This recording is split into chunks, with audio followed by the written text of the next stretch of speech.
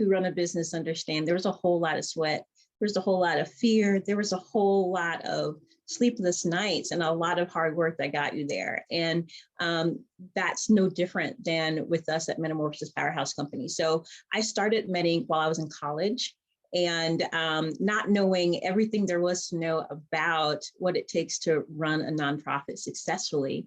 I had a lot of bumps and jumps, right, between understanding how to run a successful program, how to identify partners, and then what to do with all of the information that you collect along the way, in addition to, right, being able to provide, successful programs to the people you intend to, and then also satisfy what it takes to not only make it, but then also make impactful change while you're surviving as a small nonprofit. And we're still relatively small after 20 years, but one of the great things that we can tout after 20 years is being able to serve almost now 3,500 residents across Georgia, right? We've touched now 8 counties.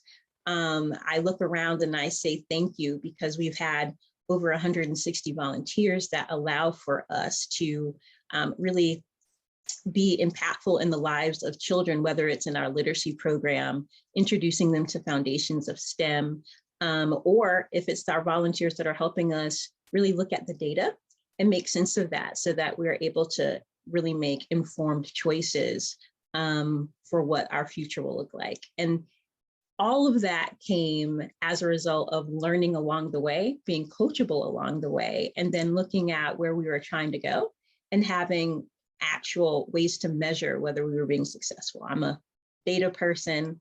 I know that numbers and data really inform things that otherwise pictures might not show you. And so we took a lot of time, especially during the pandemic, to say, okay, we know that things are changing. How can we change with it? How can we also impact the community in ways that they need? And what does that look like? What does that sound like? What does that behave like? Wow. So out of the changes that you've seen or that you were anticipating, what were they?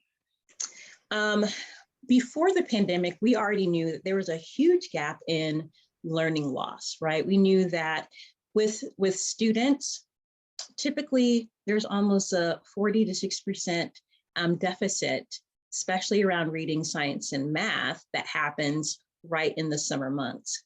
But that's definitely, exacerbated by the fact that when you throw on a pandemic, when you throw on the fact that kids can't readily physically show up to school, and think about what that even means, right? Sometimes school was where they got their hot meal.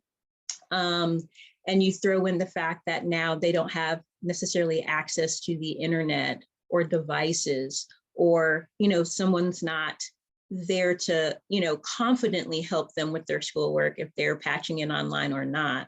What it showed us was that even though we are really big on strategically partnering, that